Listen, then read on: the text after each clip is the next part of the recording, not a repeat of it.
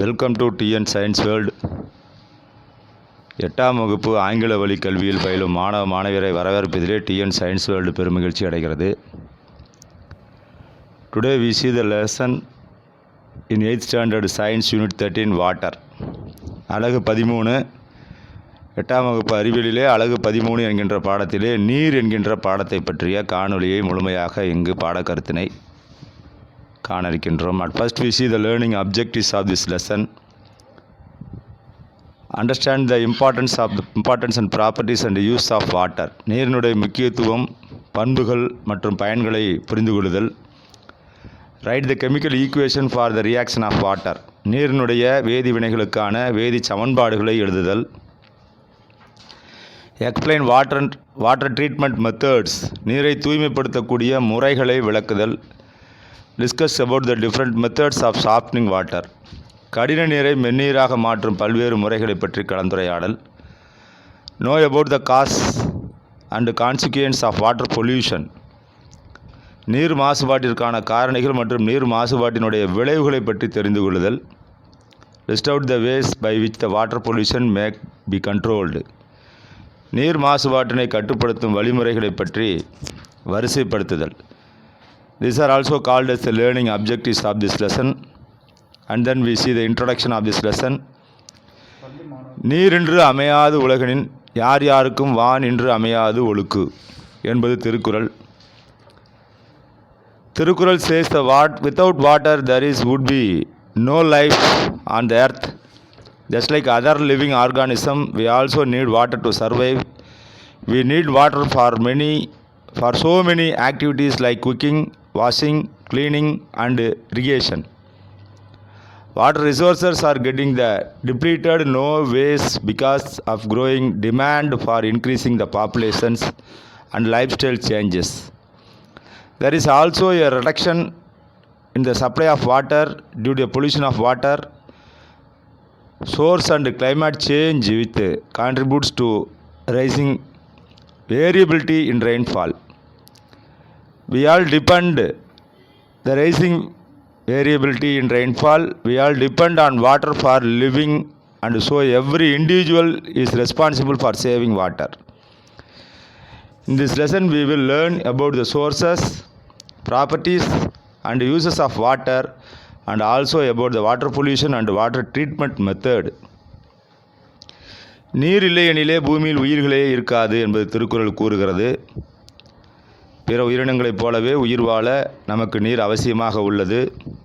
சமைத்தல், துவைத்தல், சுத்தம் செய்தல் மற்றும் பாசனம் போன்ற பல்வேறு செயல்களுக்கு நீர் நமக்கு இன்றியமையாததாக உள்ளது. ஆனால் பெருகி வரும் மக்கள் தொகையினாலும் வாழ்க்கை முறை மாற்றங்களினாலும் தேவைகள் அதிகரித்து நீர்வளம் குறைந்து கொண்டே வருகிறது. நீர் மாசுபட்டாலும் பருவநிலை மாற்றங்கள் மழைப்பொழிவில் பெரும் பாதிப்பினை ஏற்படுத்துவதாலும் நீர் விநியோகம் குறைந்துள்ளது. நம் வாழ்விற்காக நாம் அனைவரையும் நீரையே சார்ந்துள்ளோம். எனவே நீரினை சேமிப்பது நாம் ஒவ்வொருவரினுடைய கடமையாகும். இப்பாடத்திலே நீரினுடைய வளங்கள், பண்புகள் மற்றும் பயன்களை பற்றியும் நீர் மாசுபடுதல், நீர் சுத்திகரிப்பு முறைகள் குறித்தும் நாம் காண இருக்கின்றோம். Properties and uses of water and also about the water pollution and water treatment method. நீர் சுத்திகரிப்பு முறைகளை பற்றியும் நாம் இங்கு காண இருக்கின்றோம். Then composition. நீரினுடைய இயைபு. 3/4 of our planet Earth is filled with water. Water exists in 3 states, namely solid, liquid and gas. Water on the surface of the Earth is found mainly in ocean, 97.25%. Polar ice caps and glacier is 2.05%, and the remaining in lakes, rivers and aquifers, groundwater. Even our body is made up of a water of 65%, but it is not apparent. Water is the chemically stable compound. Its chemical name is dihydrogen monoxide, H2O. It can be broken up into a hydrogen H2 and oxygen O2 when an electrical current is passed through it. The process of breaking down water molecules by the passage of electric current is known as the electrolysis of water. நாம் வாழும் பூமி 3/4 நீரினால் ஆனது. திட, திரவ மற்றும் வாயு ஆகிய 3 நிலைகளிலே நீர் உள்ளது. பூமியின் மேற்பரப்பு நீரானது பெருங்கடல்கள், துருவ பனிக்கட்டிகள் மற்றும் பனிப்பாறைகள் பெருமளவிலே காணப்படக்கூடியது. மீதமுள்ள நீர் ஏரிகள், ஆறுகள் மற்றும் நிலத்தடியில் உள்ளது. நம்முடைய உடல் கூட 65% நீரினால் ஆனது. ஆனால் அது நமக்கு வெளிப்படையாக தெரிவதில்லை. வேதியியல் தன்மையின்படி நீர் ஒரு நிலையான சேர்மம். இதனுடைய வேதிப்பெயர் டைஹைட்ரஜன் மோனாக்சைடு H2O ஆகும். நீரின் வழியே மின்னாற்றலை செலுத்தும் பொழுது அது ஹைட்ரஜன் H2 என்றும் ஆக்சிஜனாக O2 எனவும் பிரிகிறது. மின்னாற்றலின் மூலம் நீர் மூலக்கூறுகளை பிரிக்கும் செயல்முறைக்கு மின்னார் பகுத்தல். The passage of electric current is known as the electrolysis of water. மின்னார் பகுத்தல் முறை என்று பெயர். Then the electrolysis of water. நீரை மின்னார் பகுத்தல். Electrolysis of water can be easily demonstrated with the help of an experiment. In this experiment setup, a glass beaker fixed with 2 carbon electrodes is filled with water up to 1/3 of its volume. The positive carbon electrode acts as anode and the negative carbon electrode acts as a cathode. 2 test tubes are placed on the electrodes, or as in the figure, the electrodes are connected to a battery and a current is passed until the test tubes are filled with a particular gas. If the gas is tested using by burning a splint, we can notice that the gas in cathode side burns with a popping sound. When the extinguished splint is brought near the mouth of the test tube, this property is usually shown by hydrogen gas, and so it is confirmed that the gas inside the test tube is hydrogen. The burning splint placed near the anode burns more brightly, confirming that this oxygen gas. The experiment shows this water is made up of hydrogen and oxygen. The ratio of hydrogen and oxygen is 2:1.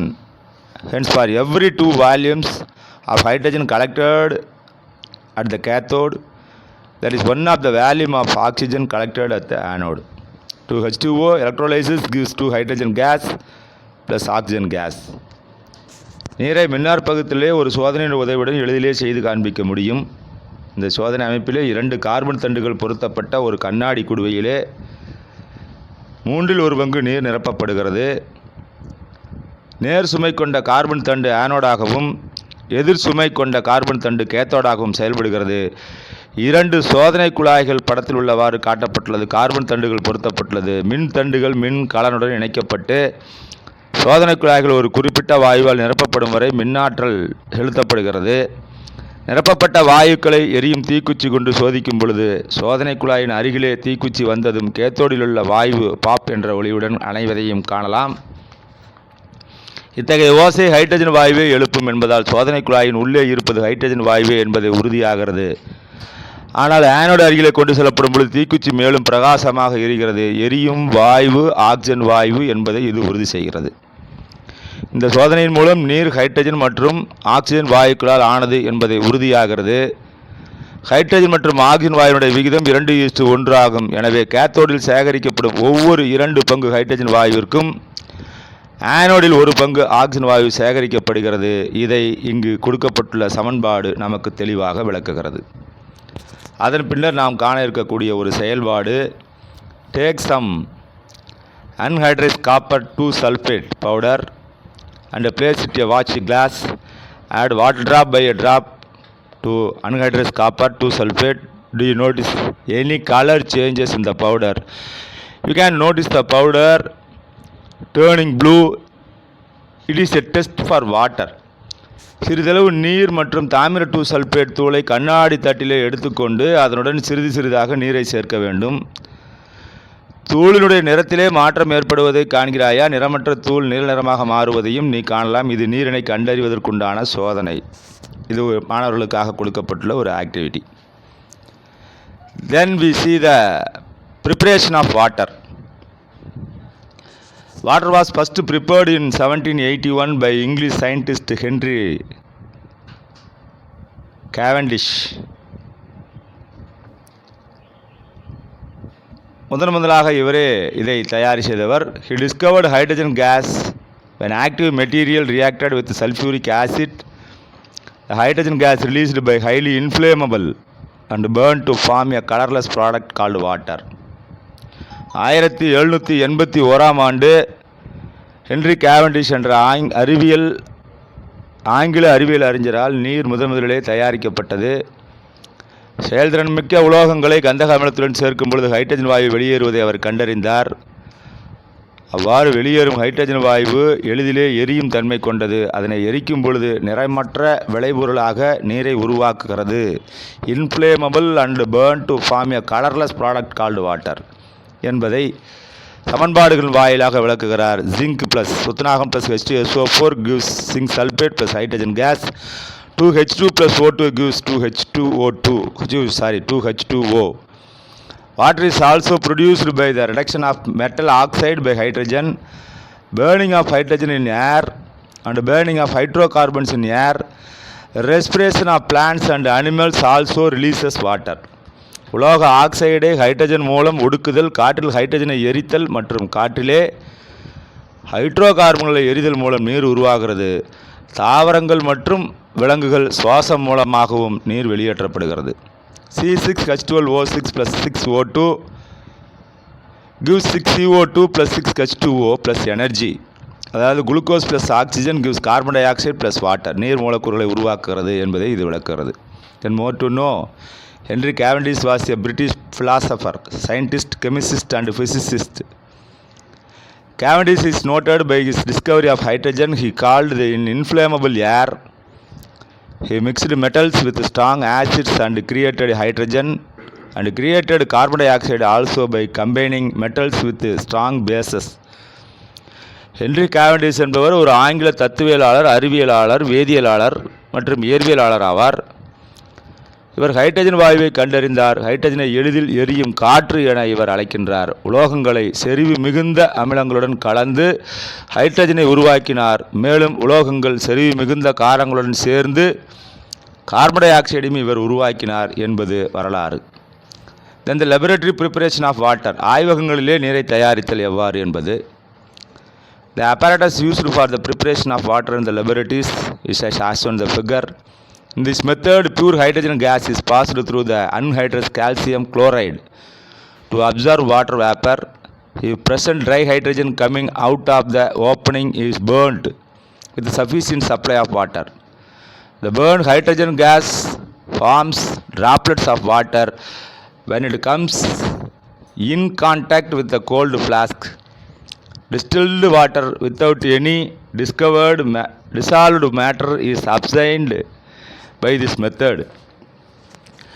ஆய்வகங்களில் நீரினை தயாரிக்க தேவைப்படும் உபகரணங்களை படத்தில் இருக்கவாறு பொருத்தப்பட்டிருக்கும் இம்முறையிலே தூய hydrogen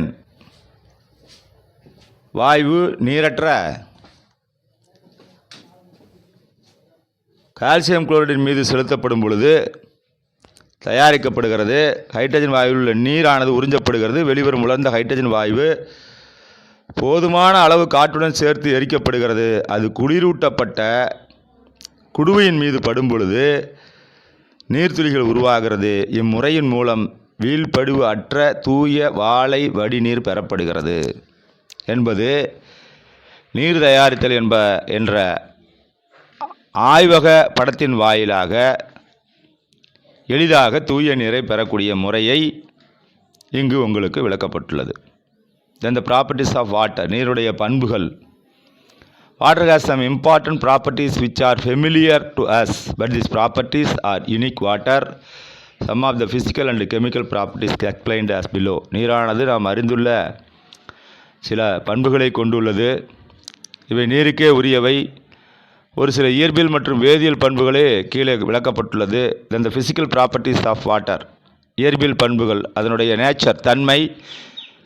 Pure water is clear and transparent liquid. It is a colorless, odorless and tasteless.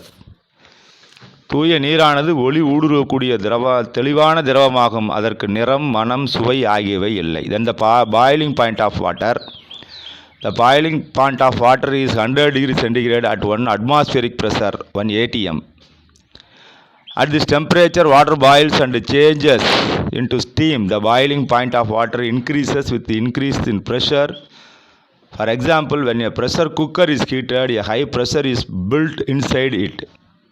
The high pressure is increases the water boiling point of water. Thus, a water remains the liquid at high temperature is greater than 100 degrees centigrade in the cooker. This cooks the food faster. ஒரு வளிமண்டல அழுத்தத்திலே தூய நீரினுடைய கொதிநிலையானது 100 degree centigrade ஆகும். இந்த வெப்பநிலையிலே நீரானது கொதித்து நீராவியாக மாறுகிறது. அழுத்தம் அதிகரிக்கும் பொழுது நீரினுடைய கொதிநிலை அதிகரிக்கிறது. உதாரணமாக உயர் அழுத்த சமையற்கலனிலே ப்ரெஷர் குக்கரிலே வெப்பநிலை அதிகரிக்கும் பொழுது சமையற்கலனில் உள்ளே உள்ள அழுத்தம் உருவாகிறது. அதனுடைய வெப்பநிலை அதிகரிக்கும் போது சமையற்கலனில் உள்ளே உள்ள அழுத்தம் உருவாகி இந்த அழுத்தம் நீரினுடைய கொதிநிலையை அதிகரிக்க செய்கிறது. எனவே கலனில் உள்ள நீரானது அதிக வெப்பநிலையிலும் 100 டிகிரி சென்டிகிரேடுக்கு மேல் திரவ நிலையிலேயே உள்ளது. ஆதலால் உணவு விரைவாக சமைக்கப்படுகிறது என்பது இதனுடைய கொதிநிலை என்பதற்குண்டான விளக்கங்கள். Then the freezing point, உறைநிலை. Water freezes at 0 degree centigrade and forms ice. Thus the freezing point of water is 0 degree centigrade. The freezing point of water decreases with the increase in pressure. நீரினுடைய உறைநிலை 0 degree centigrade ஆகும். இந்த வெப்பநிலையிலே நீரானது உறைந்து பனிக்கட்டியாக மாறுகிறது. அழுத்தம் அதிகரிக்கும் பொழுது நீரினுடைய உறைநிலை குறைகிறது. Then more to know, when the scatters move on ice, the exert pressure on it. This pressure lowers and freezing point. As a result, the ice metal underneath the skate and allow the scatters to glide across the ice with little effort. When the scatters move forward, the pressure is decreased and the water freezes ices again. பனிக்கட்டியின் மேல் சறுக்கும் ஸ்கேட்டர்கள் அதன் மீது அழுத்தத்தை செலுத்துகிறார்கள். இந்த அழுத்தம் பனிக்கட்டின் உறைநிலையை குறைக்கிறது. இதன் விளைவாக ஸ்கேட்டின் அடியிலே பனிக்கட்டி உருகி ஸ்கேட்டர்கள் எளிதிலே பனிக்கட்டின் மீது சறுக்க முடிகிறது. ஸ்கேட்டர்கள் முன்னோக்கி நகரும் பொழுது அழுத்தம் குறைகிறது, நீர் மீண்டும் பனிக்கட்டியாக மாறுகிறது என்ற ஒரு தெளிவான சிந்தனை உங்களுக்கு கொடுக்கப்பட்டுள்ளது. Then the density, அதனுடைய அடர்த்தி. When the ice cubes are put a glass of a water at room temperature, they float on the surface of water. This is because ice is lighter than the water. It means that the density of the ice is lower than the water. When the winter temperature is below 0 degree centigrade, the water is a lack of will start freezing. The frozen ice will float at the top of cover and lack. Since ice is a bad conductor of heat, it does not allow heat to pass through it. So the water below the ice remain in liquid form, where most of the aquatic life lives. This enables of aquatic animals and plants to survive even in extreme cold condition. Density of water at different temperature is given below the table. அறை வெப்பநிலையில் உள்ள நீர் நிறைந்த குவளையினுள்ளே பனிக்கட்டி துண்டுகளை போடும் பொழுது அவை மிதக்கின்றன. ஏனெனிலே பனிக்கட்டியானது நீரை விட லேசானது. பனிக்கட்டினுடைய அடர்த்தியானது நீரின் அடர்த்தியை விட குறைவு என்பதை இது குறிக்கிறது. குளிர்கால வெப்பநிலை 0 டிகிரிக்கு கீழே செல்லும் பொழுது ஏரியில் உள்ள நீரானது உறைய ஆரம்பிக்கிறது. இவ்வாறு உறைந்த பனிக்கட்டியானது ஏரியினுடைய மேற்பரப்பிலே மிதந்து ஏரி முழுவதுமாக மூடுகிறது. பனிக்கட்டி குறைவான வெப்பம் கடத்தும் பண்பை பெற்றுள்ளதால் மேற்பர வெப்பநிலையை கீழே செல்ல அனுமதிப்பதில்லை. எனவே பெரும்பாலான நீர்வாழ் உயிரினங்கள் அக்வாட்டிக் உயிரினங்கள் வாழக்கூடிய ஏரியினுடைய கீழ்ப்புறம் பனிக்கட்டியாக மாறுவதில்லை. இந்த காரணத்தால் மிக கடுமையான பனிப்பொழிவு காலங்களிலும் ஏரியில் வாழும் தாவர மற்றும் விலங்கு உயிரினங்கள் உயிர் வாழ்கின்றன. பல்வேறு வெப்பநிலைகளிலே நீரினுடைய அடர்த்தியானது நமக்கு அட்டவணையாக கொடுக்கப்பட்டுள்ளது. Then we see the temperature and density. 0 degree centigrade is equal to 0.91 gram per cc cubic capacity. 0 degree centigrade is equal to 0.97 cubic capacity. இது ஐஸுக்கு மேலே கொடுத்தது, கீழே இருக்கிறது water. 4 degree centigrade is equal to 1 gram per cc. Less than 4 degree centigrade is equal to greater than 1 gram per cc. 1 cc is equal to 1 centimeter cubed is equal to 1 ml என்ற அர்த்தம் இதுக்கு. 1 centimetre cube is equal to 1 milli என நமக்கு இங்கே அளவுகள் தெளிவாக கொடுக்கப்பட்டுள்ளது. தென் anomalous expansion of water, நீரின் அசாதாரண விரிவடைவு எவ்வாறு இருக்கிறது? For the same mass of the ice of water, the volume of ice is more than that of water if it is unuseful physical property of water. In the Himalayas, the temperature can go down even below 0 degree centigrade. The water in the water pipes will freeze at the temperature to ice. If the pipes are not strong, they can crack, develop leaks or even burst. This is because the freezing of water will cause the expansion of this volume. சமமான நிறையுள்ள பனிக்கட்டி மற்றும் நீரினை எடுத்துக்கொண்டால் பனிக்கட்டினுடைய கன அளவு நீரின் கன அளவை விட அதிகமாக இருக்கும். இது நீரின் ஒரு அசாதாரண இயல்பியல் பண்பாகும். இமயமலை பகுதியிலே வெப்பநிலையை 0 டிகிரியை விட குறையக்கூடும். இந்த வெப்பநிலையிலே நீர் குழாய்கள் உள்ள நீர் பனிக்கட்டிகள் உறைந்துவிடும். இது நீரினுடைய கன அளவின் விரிவாக்கத்தை ஏற்படுத்தும். குழாய்கள் வலுவாக இல்லாவிட்டால் விரிசல் அல்லது கசிவு ஏற்படும். வெடிப்பு போன்றவை ஏற்படலாம். நீர் உறைவதால் அதனுடைய கன அளவு அதிகரிப்பதே இதற்கு காரணமாகும். This is because the freezing of water will cause an expansion of the volume. அதனுடைய கன அளவு அதிகரிப்பதன் காரணமாக இந்த குழாயினுடைய விரிவு ஏற்படுகிறது, விரிசல் ஏற்படுகிறது. Then the latent heat of vaporisation of water, உருகுதலினுடைய உள்ளுறை வெப்பம். when the water attains the temperature of 100 degree centigrade, it starts the changing its state from the liquid to gaseous state. However, the temperature of water does not rise above 100 degree centigrade. It is because the supply of heat energy only changes. The state of boiling point, this heat energy is stored in steam and commonly called latent heat of vaporization of steam. The steam has the highest latent heat of vaporization and its value of 540 calories per gram or 2268 joule per gram.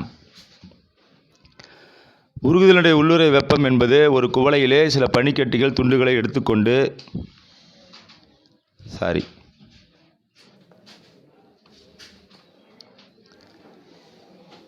அதனுள் ஒரு வெப்பநிலைமானியை வைக்க வேண்டும்.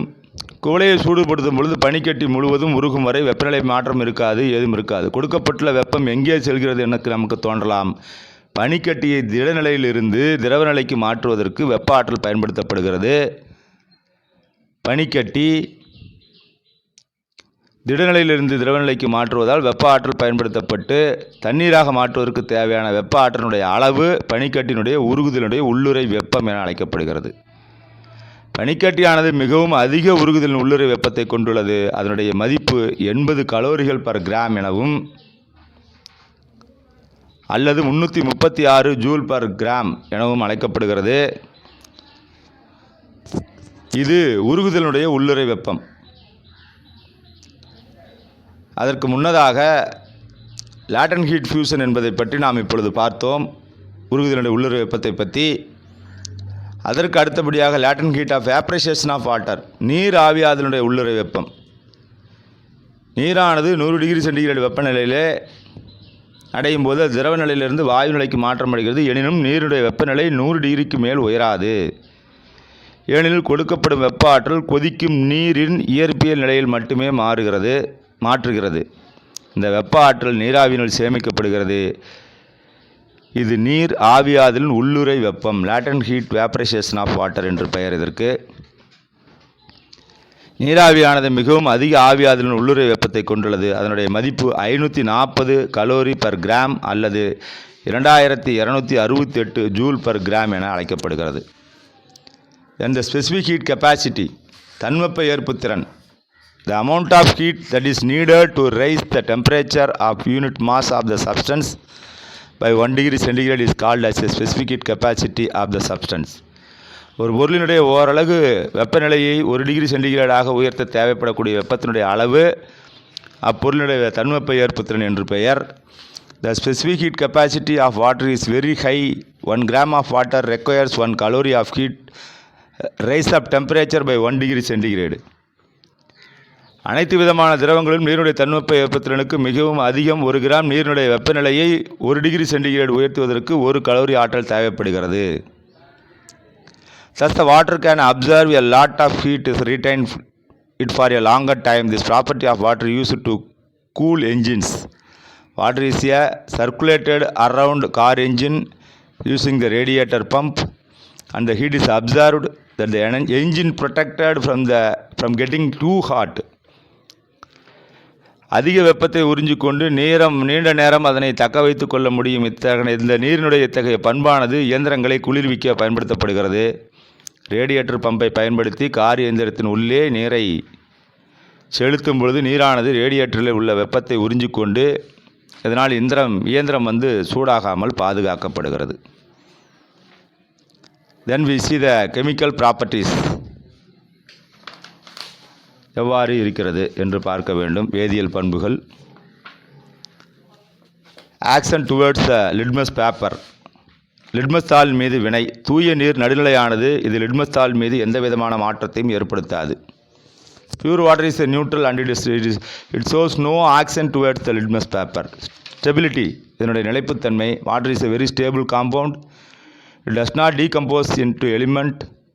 When heated to ordinary temperature, however, if it is heated to 200 degrees centigrade, 0.02% of water decompose to form the hydrogen and oxygen gases. 2H2O gives 2000 degrees centigrade வெப்பநிலையிலே சூடுபடுத்தும் பொழுது ஹைட்ரஜனாகவும் ஆக்சிஜனாகவும் மாற்றமடைகிறது.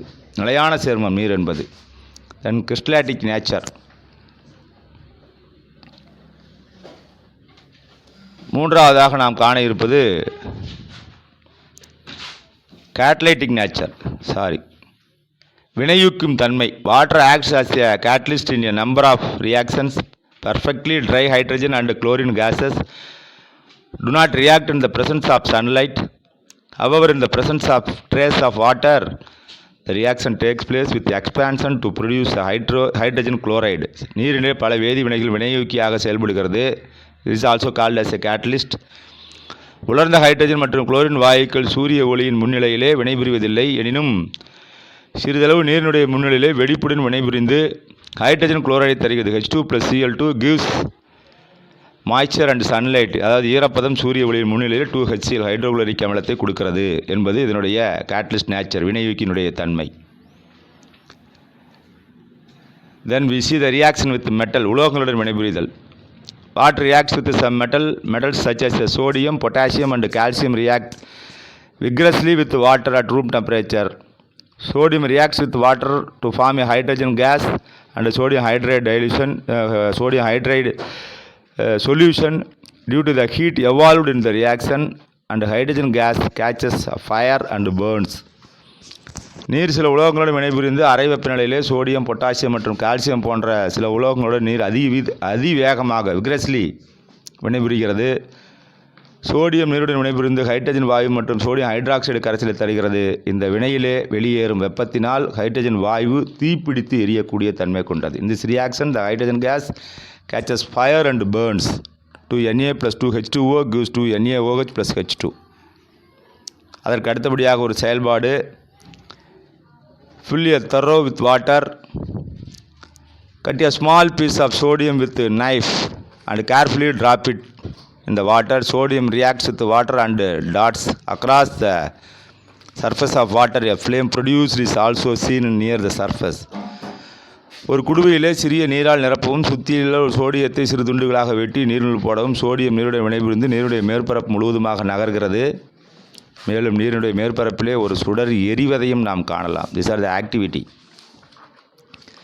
Magnesium is a little more sluggish. Magnesium சற்று மந்தமானது. It reacts with hot water and gives the hydrogen and magnesium hydroxide solution. இது சூடான நீருடன் வினைபுரிந்து hydrogen மற்றும் magnesium hydroxide கரைசலை தருகிறது. அதற்குண்டான சமன்பாடு Mg plus 2H2O gives MgOH twice plus H2O வாயுவை கொடுக்கிறது. Many other metals reacts with water to form the oxides and hydrates.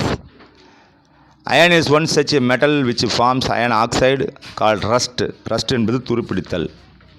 Iron is used to many buildings, factories, bridges, ships and vehicles. The slow and gradual rusting of iron is called as a corrosion. பல உலோகங்கள் நீருடன் வினைபுரிந்து ஆக்சைடுகள் மற்றும் ஹைட்ராக்சைடுகளை உருவாக்குறது. இரும்பு என்பது அத்தகைய உலோகங்களுடன் ஒன்று. இது இரும்பு ஆக்சைடு எனப்படும் துருவை உருவாக்குறது. கட்டிடங்கள், தொழிற்சாலைகள், பாலங்கள், கப்பல்கள் மற்றும் வாகனங்களில் இரும்பு பயன்படுத்தப்படுகிறது. இரும்பினுடைய மெதுவான மற்றும் படிப்படியான துருப்பிடித்தல் அரிமானம் என அழைக்கப்படுகிறது. Then we see more to know copper does not react with water at any temperature. That is why it is used for making the pipes and boilers. தாமிரம் எந்த வெப்பநிலையிலும் நீருடன் வினைபுரிவதில்லை. ஆகையால் குழாய்கள் மற்றும் கொதிகலன்களை உருவாக்குவதிலே தாமிரம் பயன்படுத்தப்படுகிறது. ரியாக்ஷன் வித் நான் metals. Redgard carbon coke reacts with steam to produce the water gas carbon monoxide plus H2. C plus H2O gives 1000 degree centigrade carbon monoxide hydrogen உருவாக்குறது. Chlorine has dissolved in water and produce a hydrochloric acid 2Cl2 plus 2H2O. சூரிய ஒளியின் முன்னிலையில் சன்லைட்டில் 4HCl plus O2 என்ற ஒரு சமன்பாடோடு பாடம் 13 water என்கின்ற பாடத்தினுடைய first part முதல் பகுதி நிறைவு பெறுகிறது. Then we see the next chapter, continuation part of the water. We will see in the next video. Until then, thank you so much.